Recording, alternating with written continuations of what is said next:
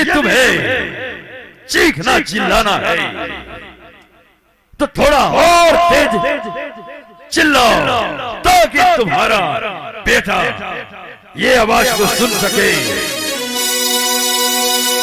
अरे दुराचारी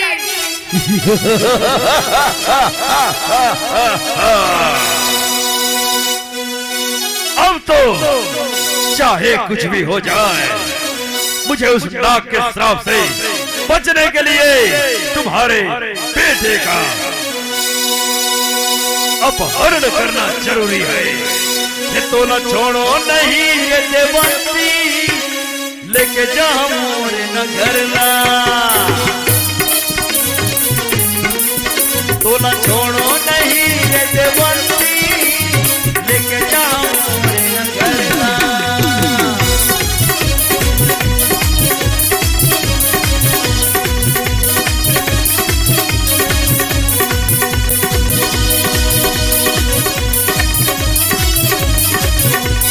लारे ला ला लारे ला ला ला लारे लारे ला ला ला बचा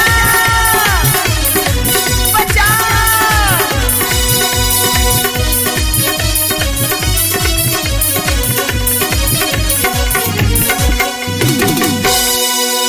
हे भगवान ये कौन है? ये जंगल में बचाओ बचाओ भागे पुकारा थे, मोला जाके देखना चाहिए। अरे ये तो ऐसे लगा था ये दुराचारी राजा ये जबरन लेके जावा थे। अरे दुष्ट ये देवीरा तय कहाँ लेके जावा था? ये ना छोड़ दे। अच्छा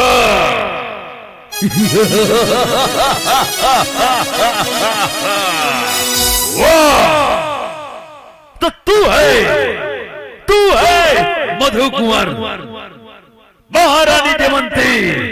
देखो तुम्हारे बेटे ने आखिर तुम्हें बचाने के लिए ठान ही लिया, आ ही गया यहाँ। हे भगवान ये कौन राजकुमार आ गए हैं? मोर बेटा मधु कुंवर की आवाज तो नहीं है यहाँ। तेरा नाम मधु कुंवर है ना? हे भगवान ये तो मोर छोटे भाई मधु कुंवर के नाम लेवा थे तो का महारानी देवंती ये मोर सौतेली माँ है। ये तो बोला जल्लाद बन के हवाले कर दे रही है, लेकिन मारने वाला से तो बचाने वाला बड़ा होता। अब मैं कर जान बचाई। मूर्ख क्या सोच रहा है?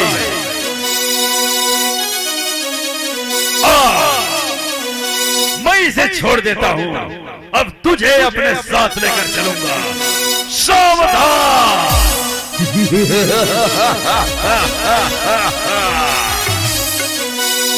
अरे दुराचारी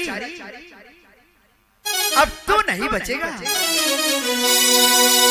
तुम मरने के लिए तैयार हो जा। अच्छा महाबली नारंतक नाम है मेरा। महाबली नारंतक से युद्ध करने के लिए ना जाने कितने योद्धा आए, लेकिन रणभूमि में अपना अस्त्र शस्त्र छोड़कर पलायन कर गए। पर तू छोटा सा बालक इतनी बड़ी बड़ी बातें करता है। आज तुझे पता चलेगा महाबली नारंतक के भुजाओं में कितना बल है। सावधान।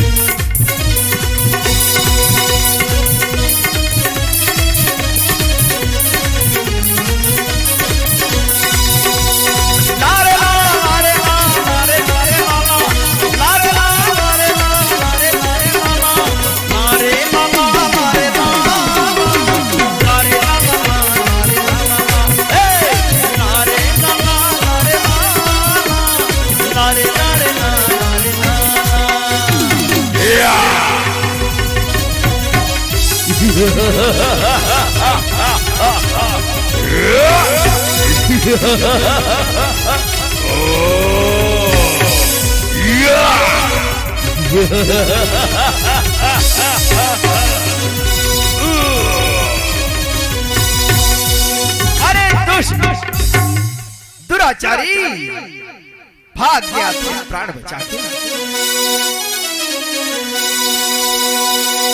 अरे राजकुमार बेटा, तैमूर ये संकट के बेरा में कहां ले आए? आके तैमूर लाज बचा ले हैं, मोर बेटा मधु कुंवर की जान बचा ले हैं। हे भगवान, ये तो सच में मोर देवंती माता है, लेकिन एला मैं कैसे बताऊं कि मैं ओकर बेटा सागर कुमार हूं। अरे राजकुमार, ते का सोचा था बेटा? अपन के नाम पता बता ना मोला।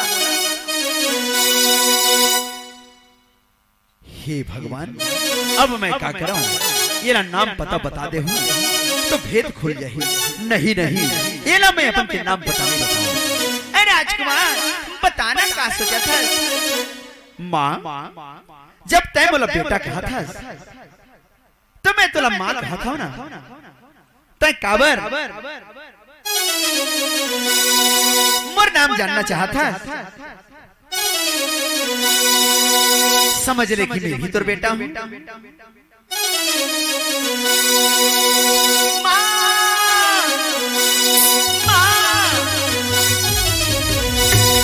अरे राजकुमार बेटा,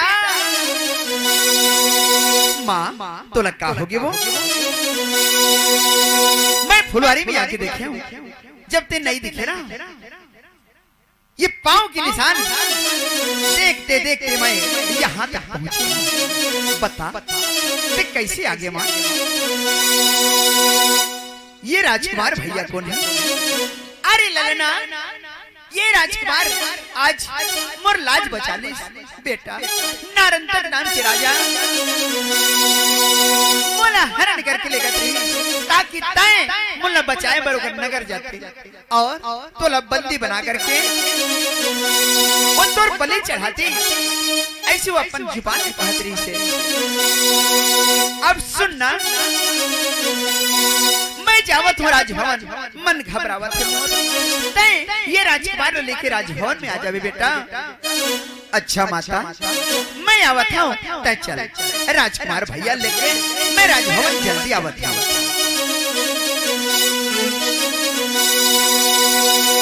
राजकुमार भैया, राजकुमार भैया, बहुत बहुत धन्यवाद। तैमूर माता श्री के लाज बचा ले हैं भैया। तय कहाँ ले आगे? हे भगवान,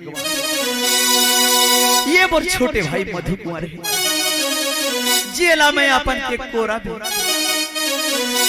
अपन के कोरा में खिलात रहे हूँ। जेला अपन छाती में लगा के रखे रहे हूँ। ओ मोर छोटे भाई मधु कुंवर है, लेकिन अलग कैसे बताऊं भैया? तय का सोचा था? अपन नाम पता बताना मोला। अरे राजकुमार, मोर नाम पता का तय जानना चाहता था? तय मोला भैया कहा था ना, बड़ा अच्छा लगा था मोला। एक बार मोर गले मिलने का, एक बार मोर छाती से लग जाना भाई। अच्छा भैया लेना, मैं तो गले से लग जाता हूँ।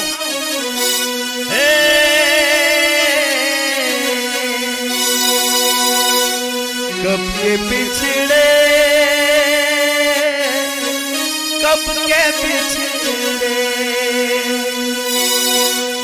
कब के पिछड़े हुए हम आज कहाँ आके मिले। जैसे सावन, जैसे सावन, जैसे सावन से कोई प्यासी घटा छा के मिले। कब के पिछड़े, कब के पिछड़े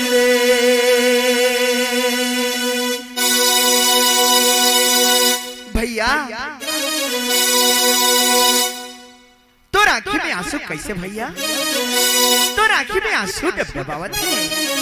बताना कैसे छलक गए आंसू? तो अपन नाम पता घलो नहीं बता था सुमला। अरे भाई मोर जिंदगी की कहानी बड़ा दुखदाई है। तै झन सुन मोर जिंदगी की कहानी तै सुन के काबर अपन मन ला दुखी करना चाहत है। नहीं भैया नहीं, मैं जानना चाहता हूँ। बताना बताना बताना भैया।